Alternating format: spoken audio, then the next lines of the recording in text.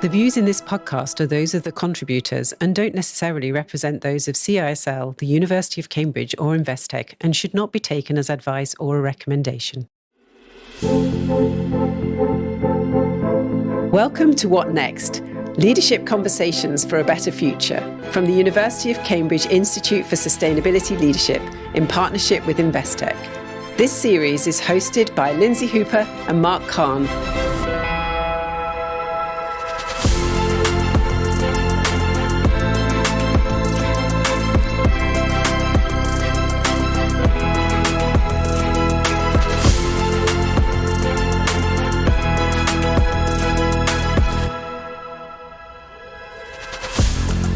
How do we rebuild confidence in the future? Can we harness the power of markets to deliver for climate and nature and to tackle rising inequality? And how do we innovate without exacerbating risk? This series tackles these big questions. It surfaces new thinking, explores ideas that challenge assumptions. We acknowledge what isn't working and expose credible paths forward for business, governments, and society. You'll hear from leaders, innovators, and critical thinkers who are grappling with the toughest challenges of our time and bringing forward important new thinking and examples of practical action. I'm Lindsay Hooper, Chief Executive at the University of Cambridge Institute for Sustainability Leadership. And I'm Marc Kahn, Chief Strategy and Sustainability Officer at Investec. This is What Next? Leadership Conversations for a Better Future. Find us on CISL's Leadership Hub via the link in the show notes. We're glad you're here. Let's dive in.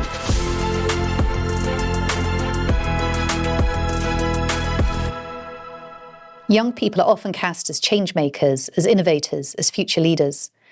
And for years, we've told ourselves that young people will lead action to deliver a better future. But is that hope and expectation well placed, or is it really an unrealistic and unfair burden? Young people today are navigating social tensions, economic exclusion, disillusionment, and polarised politics. They're also often sidelined from real influence. So in this conversation today, we're asking how can we enable young people not just to inherit the future, but to actively shape it? To explore this, we're joined by two guests. Clover Hogan is a climate activist and founder of Force of Nature, working with young people around the world to turn climate anxiety into action. And Ravi Naidoo is a leader in creativity and innovation as the CEO of the Youth Employment Service in South Africa, which has become the world's largest private sector funded youth internship program. Together, they're going to help us unpack how young people are taking leadership today and engaging with today's leaders and what that means for the future. So, Ravi and Clover, thank you so much for joining us. You both bring incredibly powerful perspectives on youth.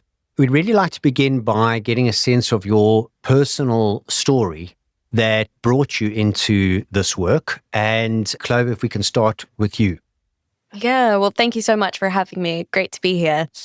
So I first started engaging with climate when I was about 11 years old. My catalyst was stumbling upon documentaries and then announcing over the dinner table to my parents that I wanted to become an activist, even though I really had no idea what that actually meant.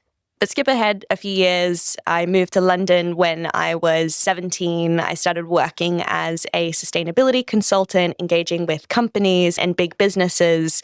And I was consistently struck by the kind of mental gymnastics performed by people in those spaces to kind of get away from the reality of the climate crisis. And it felt like a lot of people in these kind of seats of power were sleepwalking, whether it was in relation to climate or biodiversity collapse, racial injustice, systemic inequality. And so kind of to keep myself sane, I started going into schools and working with young people. And when I first went into schools in the UK, I went in with the kind of purpose of teaching young people about climate change, about sustainability. And yet I very quickly realized that these young people, 11, 12, 13 years old, they didn't actually need a lesson in the science. They didn't need a lesson in the facts and the statistics. Really, they needed a safe space to talk about how terrified they were about the future and about these kind of impending crises. I would chat to 11-year-olds who told me of their, apocalyptic dreams about the future, about the climate crisis. I met 13 and 14-year-old girls who told me they'd already decided they didn't want to have children because they didn't want to bring them into a world on fire.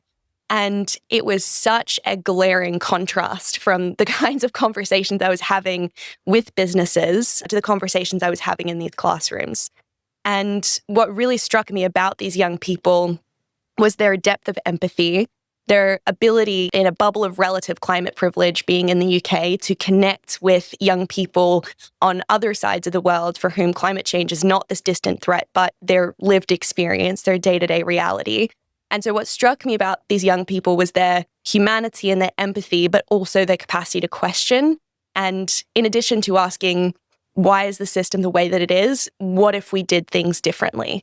And that kind of creativity and imagination is what really deeply inspired me and made me want to work with these young people to help them realize that those feelings are not a weakness. They're evidence that they're awake and they're not numb to the problems. And critically, we can actually channel those feelings into real action and supporting these young people to be change makers. That's amazing. Thank you. Incredibly inspiring start to life. Ravi, over to you. Give us your story that got you into leading this incredible youth program for the country. Thanks, Marc. Yeah, so I grew up, I suppose, towards the end of apartheid in South Africa, where there was such a massive change going on. And I could see then how, with people having a very positive outlook on what is possible, you could mobilize millions of people to then really surge forward and overthrow the apartheid system. So I grew up at that very activist period at the end. So I could see how mobilizing people can have a big impact in terms of social change. But then after that, I would say you could see how difficult it is to actually make that change stick and to take it forward, because you might have a change in government, a change in president. At that time, we had a great, very famous guy, Nelson Mandela. You couldn't get a better president than that. But then there's institutions and structures that are the things that replicate themselves. So then you start to look at how do institutions reproduce a particular situation. So whether it's apartheid or climate change, there's a system of power and money that makes it what it is. And if you're not aware of how to dismantle it, it always fights back. So it was both a good before and after story. And, I was also once a youth, Clover. And so my first job was, in fact, I was lucky. I was in the trade unions. And I was, in fact, leading the think tank for the trade unions. And then when I left the trade unions, I had a chance to work in government. And then when we hosted COP17 at South Africa, then we said, let's use that as an opportunity to introduce the South African Green Fund, because we knew the global fund was going to be jammed because the Chinese and the Americans weren't going to be, and we were the host. So, the host shouldn't be empty-handed. So we used that opportunity to hijack the Minister of Finance, and we had everything waiting, and then we twisted his arm at the right moment. But that fund started to then invest in a lot of renewables. And today, as you know, one of the big things behind the climate change commitments of South Africa is the fact that we are running one of the biggest renewables programs in the world, 60,000 megawatts. But a lot of the seeding happened then. And then to come to the last part of it, so then it was trade unions, governments, then with the private sector. Now, again, this is a big public-private partnership about how do we get talented young people from very disadvantaged backgrounds to get their first jobs and become game changers in the economy, and hopefully then future leaders. And if we can add all the other things to the experience, it's not just a job, but it's an understanding of what needs to be done in the future. And they're also coming from different communities to all the rich kids who might have been running the companies up till then. And maybe that brings in more of a ability to have social change. So it's really around mobilizing people towards a positive outlook, but also understanding that somewhere along the line, rules have to change and incentives have to change. So climate change would be, you tax the bad stuff, you incentivize the good stuff, you swing the machine around. But bearing in mind, it's not a benign thing. It's not something that is happening now by accident. But you have to take the machine apart and see which pieces do you want to influence, because in the real world, we had Nelson Mandela, and the scorecard from his time, it'll be quite mixed. But if we had to do it again, maybe we would do it different. Ravi, let's go straight into right now. When it comes to youth in South Africa, could you give us a story that is typical of what it's like to be an average young person in South Africa faces, socioeconomically, personally, network in terms of their family? So if I take the official stats, let's just say a typical household in South Africa is about 4 to 5 people in the household. It'd be multi-generational. So you're staying with a parent, maybe a grandparent, you've got a sibling, a couple of kids in the household. Maybe one person, if you're lucky, is employed, and the household is earning maybe the social grant or this one job, which may be 5,000 Rand, $300. That's it. The intern doesn't really know whether they're going to have a job at the end of this 12-month period. Super stressful. If you look in South Africa, the population is a very young population. So if I compare to the UK, I would say 60% of the population is under 35 and 40% is under 24, which is about double what you'd find in Germany or UK. So the country has done better than in the past in terms of education. So maybe before apartheid ended, half of the young people had finished school. And now I'd say most people have 95%, 99% have finished school, but they don't have jobs. So massive unemployment problem because you're dealing with historical issues plus new technology that you're dealing with all around the world.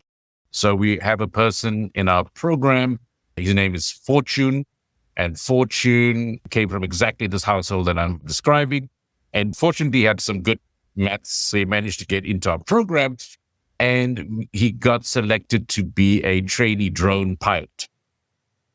So what happens is, as a trainee drone pilot, with us for 12 months, the first 3 months, you'd be trained to be a qualified drone pilot. So you have a pilot's license, it's a remote pilot, a license to fly the drones. You need drones for smart agriculture, you need it for mining. We run the program with the national parks.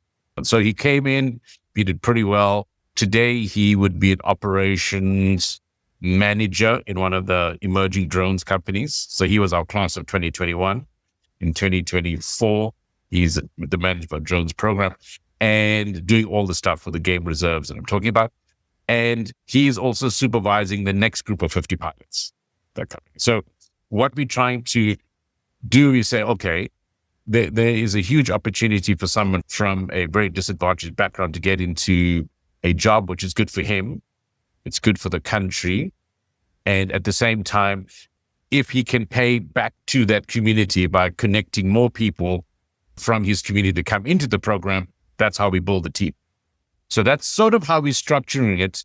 And last year, there were 43,000 people who came to the program like that in different sectors, green programs, renewables, all that. So that's how we're trying to curate it. It's not so much that we would create jobs for everyone who's unemployed, but can this person who comes through our program go back and be a change agent, a catalyst? And then we curate that with the best companies. And our job is to make sure that it's not greenwashing or blue washing or whatever it is. Like, are you really doing it? Are we getting the right people?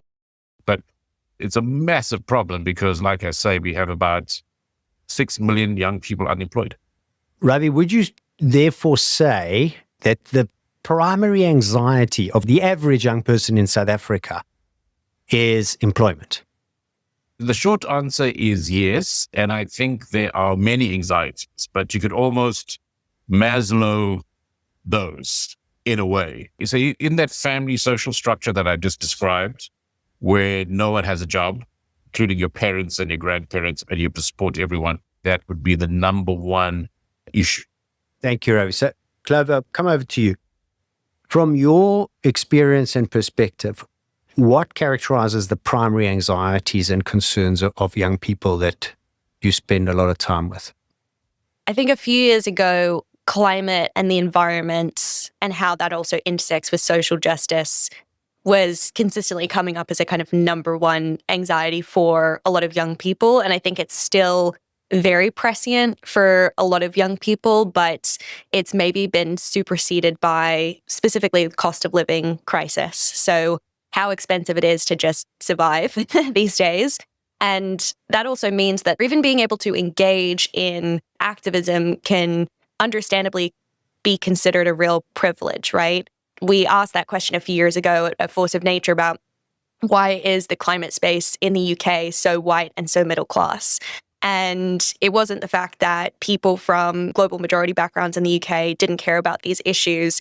It was simply that they didn't have the headspace, the capacity, the time and resources to go and participate in a protest or organize in their community. Oftentimes they were the breadwinner for their families, or they have much more kind of immediate concerns. And I think we've just seen that dynamic really become exacerbated as so many young people are really struggling and trying to figure out, like, how do I put food on the table and how do I keep my lights running? So I think that's a much more real reality, even here in the UK than it was a few years ago.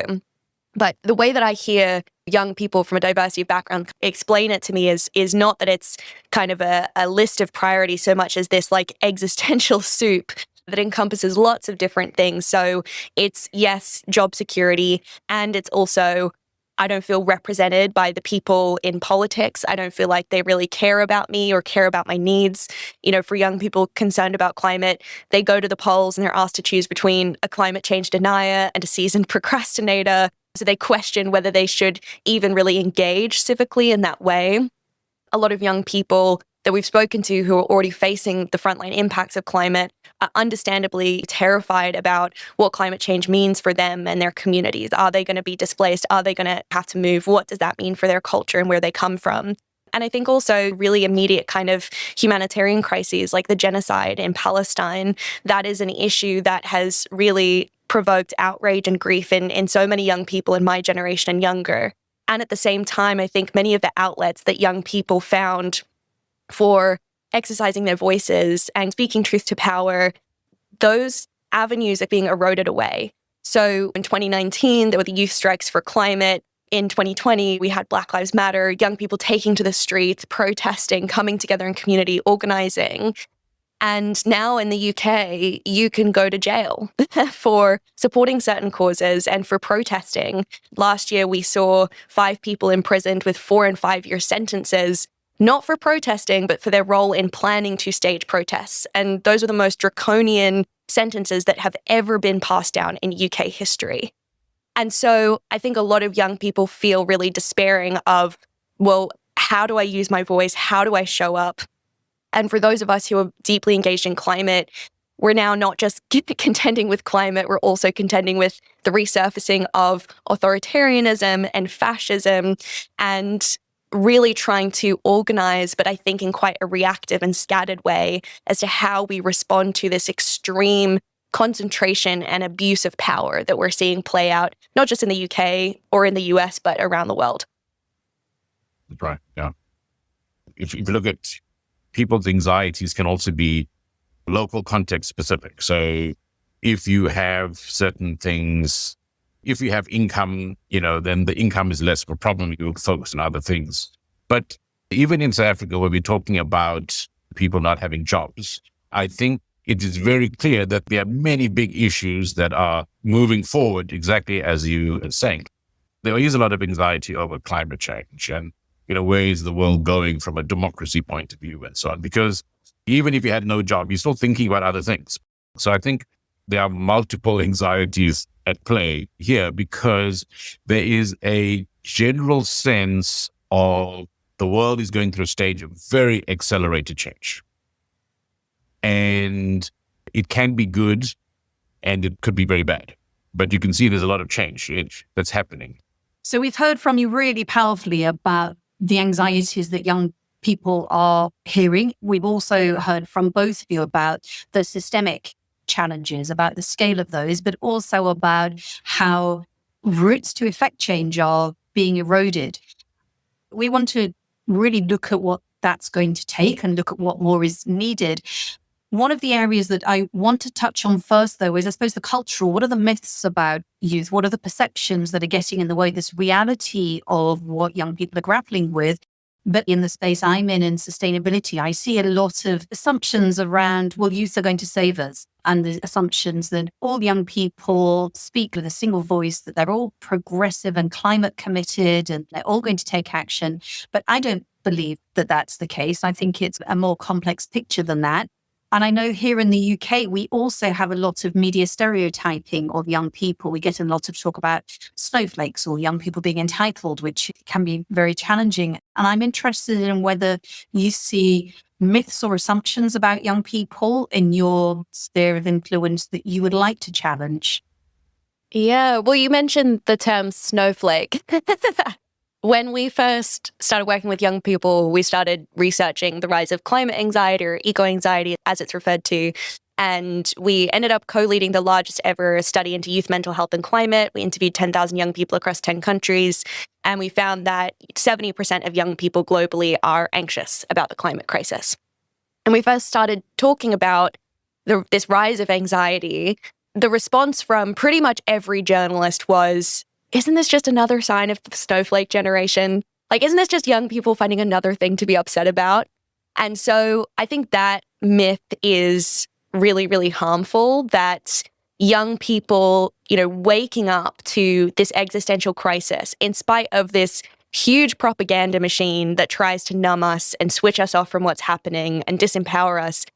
Trying to suggest that that's somehow young people being overly sensitive, I think is so harmful when we really should be celebrating that response, right? And every climate psychologist I've ever spoken to has reiterated this idea that young people feeling those feelings and being brave enough to give voice to them, that's evidence that we're going in the right direction in some ways. And actually, the problem isn't that young people are eco-anxious, it's that more people in positions of institutional power are not.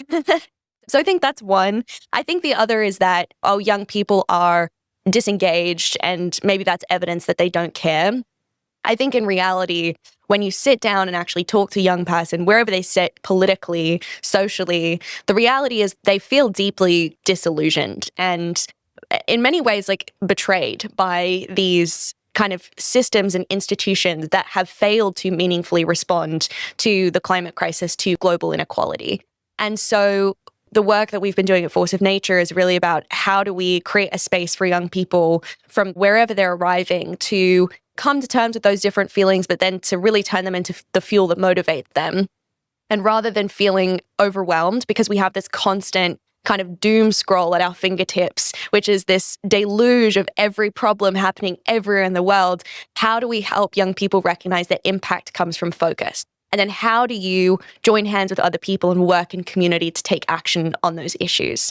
Clover, I'm going to bring the cynic lens in. Because what I heard you say there is that there's a narrative which discounts young people who raise concerns that says, well, that's just young people and that's what they do. And that's very discounting to the voice. Makes a lot of sense, actually. Does your research suggest that there is something unique about young people today from generations of young people who typically do raise concerns as they enter adulthood through history? Is there something different about this time that needs to be taken more seriously than would have typically been the case in previous generations, where the old people of today remember being young and say, well, we also used to protest things, so we know the story, and then there's that discounting voice. So the cynic would say, but isn't it the same? And you're saying, no, it's not the same. There's something different. What is different? It's a great question. Well, I would say young people have really been at the heart of so many people-powered movements throughout history, whether it was civil rights, the suffragist and suffragettes movement, anti-apartheid, the Stonewall Uprising. So often it is the younger people in society who are considered the more radical, who kind of push those boundaries. And this is purely anecdotal from my own experience and conversations, even with my parents who were out there protesting the Vietnam War and were very active in their own right.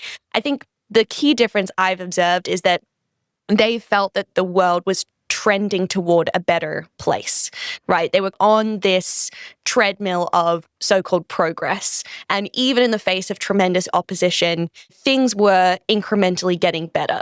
And I think the difference with a lot of young people today that I've worked with is that they feel like the world is getting worse. And I think COVID has definitely accelerated a lot of those feelings, a lot of the isolationism.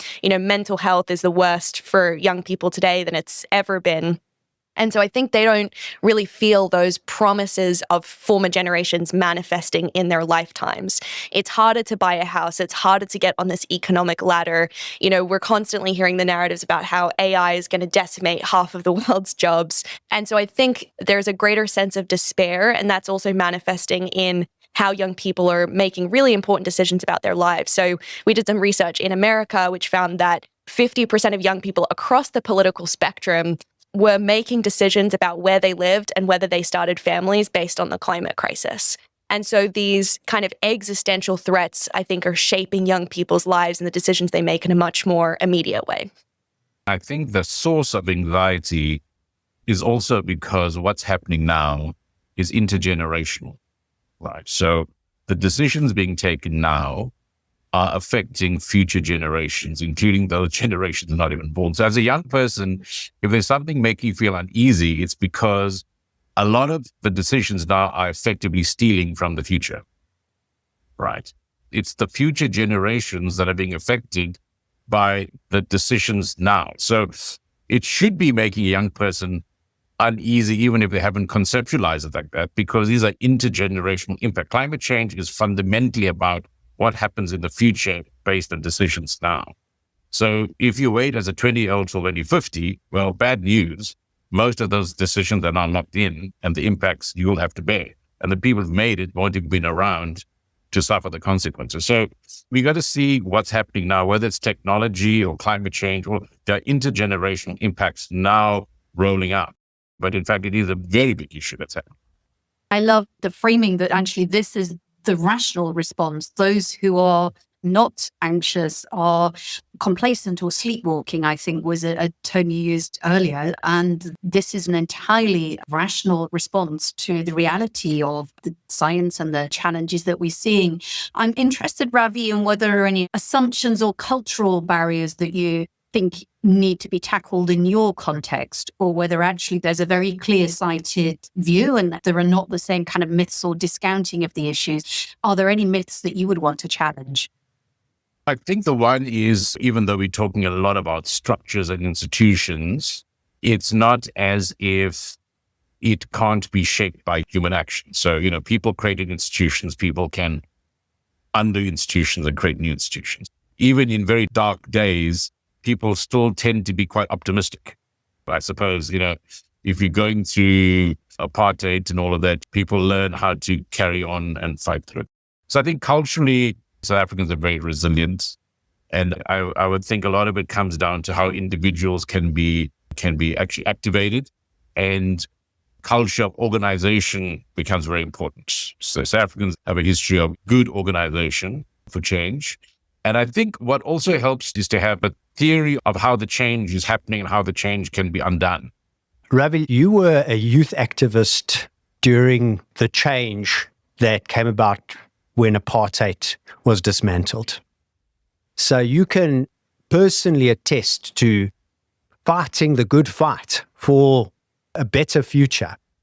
Is there a difference now for the young people that you see in South Africa when they look to their future? Given your comment earlier around the decisions being made now are long-term, intergenerational, and there's almost a sense of helplessness that young people have to deal with in terms of changing a future that gets baked in now. Would you say that's very different to when you were fighting for the end of apartheid yourself? I would say the generation now is probably a bit smarter than we used to be, because we have a better sense of what you're up against. So previously, I didn't think people took the role of the media as seriously as they did now. You just accept, you sort of saw things and that was a story. You didn't really question what's behind the story. Where does it come from? I think now the one good thing about social media, it's helped independent media and stories to get out. But then it does mean you've got a hell of a lot of fake news, which is the problem. But for those groups who can wade through that and get to more authoritative sources, it's better. I think, unfortunately, what's probably worse and now is the economic concentration is much worse than what it was. And now the West doesn't even pretend. The US, for example, whether it's a democracy, it's full odds. It was always good if at least one side was pretending. At least you could hold it to the pretense. But essentially, people have much more access to information and to get these stories out. But you have to be much more discerning about how that information is polluted. But I think globally, the world is much more disorganized. If I think about South Africa, that we could call upon, I was just a youngster then, but South Africa could really call upon international support, whereas now I think it's much more disjointed. So I think the collective action problems globally a real vexing problem because, even if you agreed, what is the UN? The UN is an institution which is good for some things, but it's really stymied by powerful countries that could just ignore it. So it's a problem. You were talking there about people being better sighted on what they're up against and about being more media savvy.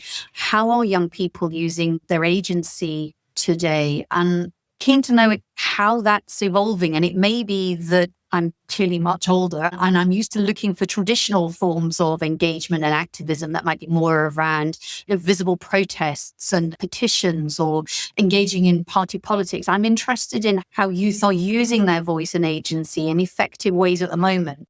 I think young people today are really great at taking quite subversive routes into creating change. So I know for one, there are plenty of young people who have made active decisions to engage with businesses or policymakers with the purpose of being disruptive and kind of contrarian. And I find that quite inspiring because I think it's some of the hardest work you can do. It's one thing to shout from outside of the building. It's another to go in and to really be that kind of agitator. So we work with a whole network of young people who are doing that, who are also working as whistleblowers, collaborating with like nonprofits and NGOs to try and hold some of these big corporations to account. We're seeing young people also take very direct tactics. So in the US, going up to elected officials and representatives and directly confronting them. And again, using these kind of subversive tactics like, oh, hey, so-and-so, how's your day going today? Oh, and by the way, what's with the funding of Zionism in Israel? Or what's with the, 20 million contribution you just received from the fossil fuel industry? So young people, I think, are not afraid to really go head to head and to bring, like a bit of cheeky energy, I suppose, into those sort of interactions. And then using social media and content creation to create stories as well and to bring the conversation into the domain. And we were just touching on that, the different third-party kind of places we can tell stories and challenge the narrative because young people are they're not going to the New York Times or the Guardian necessarily, they're going to their phones to get that information.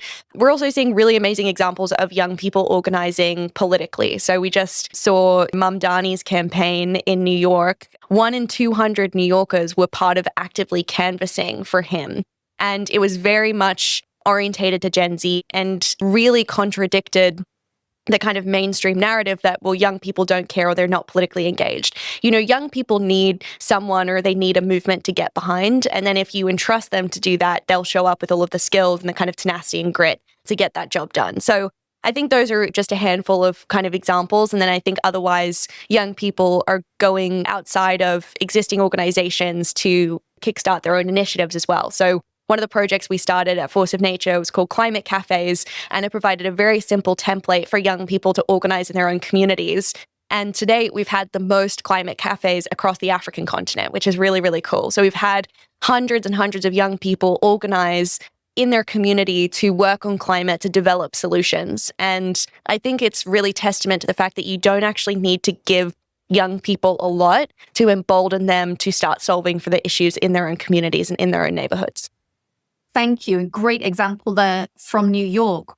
On the tactics that you outlined, I acknowledge that is really hard work. I'm a great champion of that happening, but I also hear and see the narrative around actually it doesn't work and it alienates people. And we know there's been a lot of discourse around some of the protests in the UK that have blocked working people from getting to work. The narrative suggesting that has lost public support. So I'm interested in your response to that, whether those direct and subversive tactics are always effective. But what's your view on the effectiveness, or does it actually end up alienating others and wider society? Because I know that's been a challenge against some of those tactics. Like, we love the aim and the ambition and the drive, but is it working? Yeah, it's super interesting because a very direct parallel would be the suffragettes, right? Who, by every measure, were way more radical than the climate activists today. They weren't throwing cornstarch and food dye onto paintings, which can easily be wiped off. They were actively destroying original works of art and protesting within Parliament, busting down doors. And yet we look back on the suffragettes and we go, wow, how brave. and how grateful we are that those women fought so that I can have the rights that I do today as a woman in this country. So I think there's a real double standard. And I think a lot of the negative narrative around nonviolent direct action is a direct product of the Murdoch media in this country. It is the billionaire press, the outlets like The Sun, like The Telegraph, which are directly financed and line the pockets of billionaires. They're the ones who have consistently been very effectively making the story about the messenger to detract attention from the message. So they portray environmental activists as radicals, terrorists, extremists, very, very similar language to that which was leveled at the suffragettes of the time and other protest movements throughout history. So I think we need to really, really be concerned about how that narrative is stripping us of our kind of democratic freedoms, right? If they can now say that Palestine Action, for example, is a terrorist group and they can arrest anyone who associates, we should really be concerned for what that means for every single one of us. If you can be arrested, not just for protesting, but for your role in staging a protest, it feels pretty dystopian. Because then you can be punished for your political views, right? And that's where you start sliding toward authoritarian kind of states. And we're seeing that already manifest in a really extreme way in America, with students being deported, people being isolated and interrogated for their political beliefs. Can I come in there and bring the cynics out on this point? I mean, when I step back and I listen to the way you've characterized it, it's almost like there's the voice of youth is good, and the voice of the billionaires and the institutional power is bad. And there's a very clear fight, I mean, is it as binary as that? I mean, to what extent is the voice of youth potentially also wrong, and the voice of the billionaire or the older people or the institution wise? Do you know what I'm saying? I mean, I'm saying, just from a cynical point of view, it seems a little binary of good and evil. And I do get the historical reflections, but I'm just wondering to what extent young people look at it that way. Yeah, it's a great question. I mean, one thing I would say is that in all of my interactions with people working within business, people working within policy, I've learned time and time again that it's no use vilifying people within these institutions, because if I sit down with a business leader, even if from the outside I'd say, well, I think what you're doing is bad, or I don't like your company, odds are we can find plenty of things to agree on. And I think that's what really struck me when, as an activist coming from the outside in, when I first had those conversations, I was like, oh, you want many of the same things that I do. You want the same world. You want to pass over a positive legacy to your children, right? And so there was more in common than there was in difference. But what I will say is that if we look at the ways that change has happened throughout history, power does not give itself up. It isn't people who have all of the resources, who have all of the institutional power, who one day wake up and say, maybe we should actually redistribute this wealth or resources. There are obviously anomalies, but historically, it's people on the margins of society, people who have been crushed by the extreme concentration of wealth or having their rights stripped away. It's people on those margins who feel disenfranchised, who are able to step up with the courage to say, we need to do things in a radically different way. And I think what's unfortunate, and there are many, many capitalists who have acknowledged this at this point in time, that the system makes it increasingly difficult to do the right or responsible thing when you are in that position of power. Today, we have the 26 wealthiest people who own the same amount as the poorest 3.8 billion. So the concentration of wealth is just getting worse and worse. And we need genuine institutional systemic change and reform to be able to redistribute wealth. We can talk about economic growth, but we have to talk about, okay, but who's actually seeing the benefits of that? Because right now our economic system concentrates wealth and the benefits in the hands of the few, and it displaces the costs, pollution, ill health to the many. And so it isn't even a matter of young people. I know so many intergenerational folks who are working on this, who've been working on climate and the environment for decades longer than I've even been around. But it is recognizing that the people and the ways of thinking that created this problem, I believe, are not going to be the ones to also get us out of it.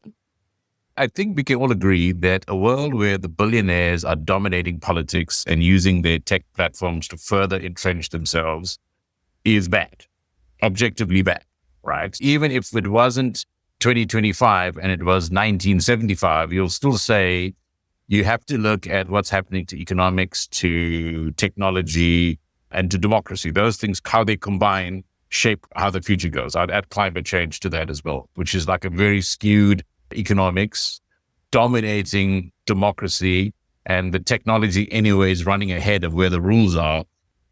That is the worst combination of those historical factors that drives the future. So even if you didn't theorize it like that as a young person, you would certainly see that billionaires running politics using technology platforms to further take over power is a recipe for disaster. And that's where, if that reinforces itself, we do go down a dystopian path. If you in some way were able to arrest that and say, well, why don't we implement green policies? Or if technology is going to free us from work, well, then let's have universal income. In terms of social media, digital media being so good, but then let's look at how we regulate out fake media. Fake news, algorithms that generate that kind of. But I think we can objectively say that some of what we are witnessing now is very negative versions of those forces that are combining in a bad way. Yeah, completely agree. And I also think it's really important, and agree with Clover on this protection of rights and laws. If we see this kind of, well, it's not my doorstep and, it's not my issue and let it slip, I think there's a real risk that we will lose the foundations of our ability to respond. So we're increasingly here at CISL being clear that this isn't only about climate solutions and nature solutions. We also need to tackle inequality, but we need to make sure we've got the foundations to be able to do so. And that requires protection of rights and laws, or we will just have chaos, and that will suit only the billionaires, and we actually won't serve businesses well either. Who is investing in and supporting young people's agency? You clearly are doing so really effectively in your own domains. But I'm interested to hear your views on what more is needed and actually what works well, because we haven't got time to waste on things that are kind of well-intentioned but don't work well. How do we ensure that our systems for developing and supporting young people are really equipping them to shape the system and not just, I suppose, slotting them into broken systems so they just end up being frustrated or disillusioned, parts of the bigger problem? Maybe start with you, Ravi, given you spend a lot of time looking at institutional challenges. So I suppose the one thing is always good to sort out the good actors from the bad actors, right? So even though we are programmed that wants as many companies as possible to come in and fund, because that's what fuels our program, we would tend to not want a bad company to join and pretend to be a good company, because in a way it's a social label. So if we want to be part of the good team, we would definitely want to bring in companies that are more genuinely interested in positive changes, as opposed to the ones that are pretending. So I think that's probably the first thing we want to do. And therefore we try to be very protective in terms of how you get into the program. The second thing is sort of catalytic ingredient is the young person themselves. We don't believe we on our own can solve all the problems. So we work on a very collaborative basis. So let's say we are very focused on green programs, for example, right? So we would work with the banks that are, for instance, very keen on financing the green and renewable programs. And we'll try to find the job categories that will help people get into jobs of the future. And we would hope that those young people also become evangelists in a way. I normally don't like evangelists, but evangelists who would be able to now motivate for those green programs, because they would be the ones probably sitting in positions of authority years from now. So it's not just a job. You have to think about it with the other dimensions as well. And then the last thing that's part of the institutional change is we also support rules, but the idea is not so much to break rules and cause chaos, but to be able to also change the rules, right? Because let's agree, rules always are there to be changed for the better. And we want to have rules that impose penalties on things that we now can agree are negative. So let's take all your high CO2 carbon intensive things. And then you want to shift that resources, whether by tax or regulation or some other form, towards things that are less carbon intensive or better. So if you can change the rules in that way, then you begin to pivot the system. So all of those things have to come into the mix. But in the end, you do need people right across the spectrum who are very supportive, who are technically competent, confident, can play a leadership role. And, it's not just the people in this room or a small group. You need quite a mass base. I think that's where South Africa got it wrong, or could have done more, is in the end, a small group of people gets outflanked and surrounded and captured very fast. And if you don't have a constant replenishment, like a whole generational shift, you eventually run out of steam. So I think even though that's not officially our mandate, I think it's implied. I think is what they say in the movies. It's implied. If you're saying changing society, then it's implied that people think about social change in a positive way. And our job is really to prepare that next generation.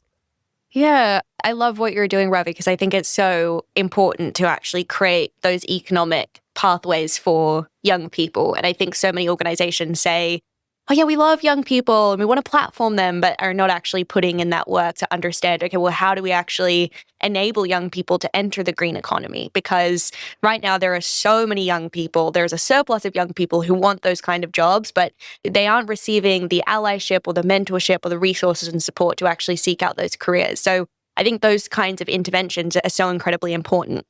When talking about like how to meaningfully engage with young people, you have to truly understand the value of working with young people to do it in a meaningful way. A lot of companies wanted to engage with young people as a means of kind of youth washing because it made them look good, because they wanted to use young people in some way. And I'm really interested in those interventions that meaningfully give young people a seat at the table.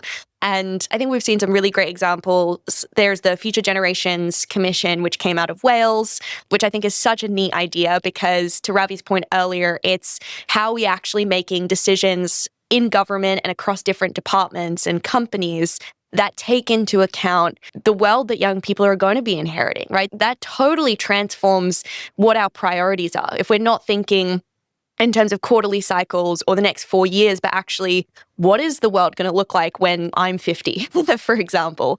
And so I think those kind of initiatives are incredibly important. And then one of the initiatives we've been working on here in the UK is with Secretary of State Ed Miliband, who is the first person to sign onto the new NDC clause, which is all about the rights of young people. And so we're now working through Miliband's team on how do we actually enshrine the rights of young people in the way that this government makes decisions, particularly regarding climate change. And so there are really, really important kind of interventions that can meaningfully give young people that seat at the table, not just hand them the microphone and plop them on the stage, but that actually gives them a say over the decisions that, to Ravi's point, are ultimately going to shape our future. So most senior to mid-career leaders in predominantly major organizations, private sector, financial institutions, government, many of those people care very deeply about the future that their children are going to inherit. But many of them themselves feel trapped in short-termism. They feel that they're influenced or trapped by the systems and cultures that they're having to operate within and what they get rewarded for and what they would get fired for. So I'm interested beyond the interventions that bring youth to the table. They will make many more decisions every day. And I'm interested in what your message would be to those leaders who are deeply concerned and feel conflicted. They want to do better, but feel really trapped. And what I've heard from you already is that you see the mental gymnastics that they're undertaking, and that's sleepwalking, and that they aren't necessarily challenging, but rather defending in machines that self-perpetuate and that need to be willing to challenge and take the machine apart. And heard that what we don't want is tokenism and youth washing or pretending to be good businesses when they're not. What would you think is realistic that leaders in businesses today could and should be doing? Just taking the wheels within wheels approach, right? So politics to a large extent is driven by what happens in the economy with money. If you think about how politicians are funded and how systems survive, when the system runs out of money, it collapses. So the one place I would start from a business point of view is to acknowledge that the shareholder value model has come to the end of its life and needs to be replaced by an intergenerational value model. So you would in the boardroom have an empty chair. Just think about that. But the empty chair is for the people who are not there. So the new generation might be 10 years old, the people not even born. And you're thinking about your decisions now, how do they affect the generations that are still to come?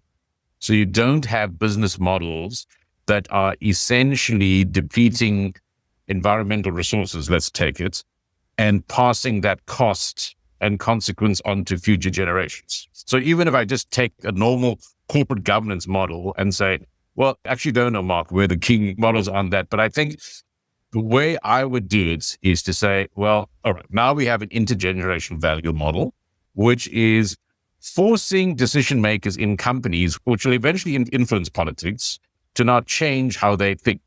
And as that happens, as that wheel turns differently, then political wheel will also start to change to some extent. Not that there won't be interference with that, but you've got to change the way in which corporates are thinking and regulated that does not discount future implications. So I think that would be the main change, I would say. There'll be a ton of other things, but that would be the main one. I think that the description that, Ravi, you've just produced is we need to change the market economy, the fundamentals of capital flows and short-term returns that the market is based on. That's the underlying mechanism which regulates this activity, and all things seem to flow from that. Such an enormous change feels, to an older person like me, overwhelming. Even personally, seems almost out of reach. And yet at the same time, I mean, I've got 4 children. One of them looks about your age. Sometimes find myself overwhelmed with the feeling that the system is too entrenched to change. And one feels a sense of hopelessness. If I'm feeling that, I know what my daughter is feeling and the other kids. I mean, what do we do now? What now? Okay. Here are 10 steps for overhauling capitalism. Yes. Okay, step 1. Can we just write this down, please? No, it's such a great question. And I think that feeling of overwhelm is so normal. The first thing I would say, if you read up on planetary boundaries, the reality is nature and the climate is going to force massive change and disruption upon us. That change is going to come. It's just a matter of whether we do it once the water is lapping at our doorsteps or whether we do it now. And so it's going to be painful either way. And unfortunately, because of this history of inaction, there's a lot of climate breakdown that we're going to see in our lifetimes, right? And so right now, a lot of companies are operating from this kind of short-term mindset where they're saying, well, we're just trying to survive for the next year, the next few years. That fundamentally has to change. I think a few proposals that I personally find really, really exciting. They're not the entire answer, but they're part of it. I think one is citizens' assemblies. So within our political landscape, we know that power corrupts. We know that so many of our politicians are in the pockets of big corporations, in part because companies can now buy elections and have such a sway over our democracy. Citizens' assemblies are all about how do we move from a representative democratic model to deliberative democracy. So how do we actually put meaningful power back in the hands of people? And there are some countries that are already modeling this. France is modeling it on climate policy. Ireland modeled it with gay marriage and also bodily autonomy for women, so abortion rights. Those were both wins and products of deliberative democracy, so citizens' assemblies. So that is one model that I think is incredibly important. I think the other is we need to take on corporate lobbying. So a lot of this kind of corruption of politics is happening in plain sight because we're giving corporations disproportionate voice and say rather than giving that voice and say to everyday people, to NGOs, to other kind of stakeholder groups. So legislation around how we actually curb lobbying is really, really important if we're going to change these institutions from the inside out. The other thing is legislation that reflects the true value that companies are both extracting and creating. So one piece of legislation that's come out of the EU is extended producer responsibility that says, say a fast fashion company like H&M, they're no longer going to be allowed to produce tons and tons of textile waste and then just ship that off to countries like Uganda and say, it's your problem now. We don't want to worry about it. We're actually going to place an economic cost on that textile waste, and companies will have to embody that in the cost of their products. So I think there are lots of pockets of hope around how we can curb the system, but I suppose my answer is that it's going to have to change purely because of planetary dynamics and climate collapse, one way or another. The question is whether we sit on our laurels and wait for that to happen to us 20, 30 years down the line, or whether we get the kind of jump start and activate that change now. If I went home and I said to my daughter, I've spoken to some really incredible people here, and the future isn't hopeless because of two things. One, there are some really good things going on, the examples you've given. And even if those are not enough, which they probably aren't, soon enough, nature will force us to change, which would be sad because there'd be some damage, unnecessary damage because we didn't change fast enough. But change is coming one way or the other. Change is coming one way or another. And we have to interrogate some of the narratives that are contributing to this feeling of powerlessness as well. I think that feeling of despair is not entirely our own. I think it's also manufactured in many ways. And one way to interpret, say, what's happening in America right now is that fossil fuels are winning. The reality is the fossil fuel industry funded Trump's campaign to the tune of $75 million. Why did they do that? Because they know that they're losing. New renewable projects are now cheaper around the world than new fossil fuel projects. Fossil fuels have an expiration date, but they're working as hard as they can. They're working in overdrive to try and delay meaningful action, even though renewables are already reaching those market tipping points. So you can actually interpret this situation as we've made tremendous progress, right? We've been able to achieve so much. Our job is now to accelerate that and get the people on board who feel powerless to recognize that actually we're capable of creating so much tremendous change, but we'll only get there by having the courage to not just articulate what's going wrong in the world right now, but what is the world that we actually want to create, and then start creating. Let's bottle that and sell that, people. What's one thing you would want to leave listeners with, an encouragement to a specific action, a way of thinking about or framing this as they leave this podcast in the weeks and months ahead? I'm going to turn first to you, Ravi. What's your key message or takeout? Well, I think it's very important for leaders in corporates and government just generally to really think about what can we do that is radically different to start to change the rules, to shift even by a few degrees. But as you say, over time, that really starts to make a big impact. So how you can incorporate those voices and considerations into your business model now, and then, that would begin to have a sort of a time extended impact. So I think that would be the main thing I would say now. Thanks. Thank you. On Clover? Keeping on today's theme, I would say talk to the young people in your life. Be open, because I think that's the only way that we can grow and learn from people who might have different perspectives from our own. And I would also say, if you're feeling stuck or you're feeling overwhelmed, give yourself license to tap into that younger version of yourself.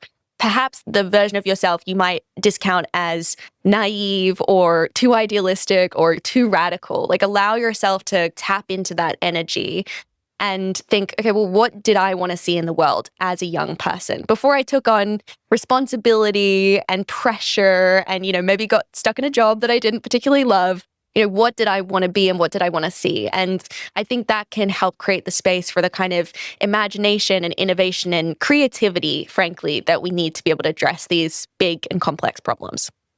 Thank you, Clover and Ravi, for joining us today. It's really clear that many young people feel deeply anxious about the future, particularly in relation to climate change, cost of living, and the state of politics. And these are clearly rational concerns. And in fact, older generations who are not concerned are perhaps those who are acting most irrationally. We've heard about the need for practical action beyond just projecting hope onto younger generations to actually enable them to engage in shaping the future. that those in positions of power today can build youth perspectives and youth engagement into their strategy and decision making to facilitate change, but also the potential for embracing those characteristics that we associate with youth: creativity, innovation, and a questioning spirit, and how these are essential and powerful tools for transformation. Join us next time for What Next? Leadership Conversations for a Better Future.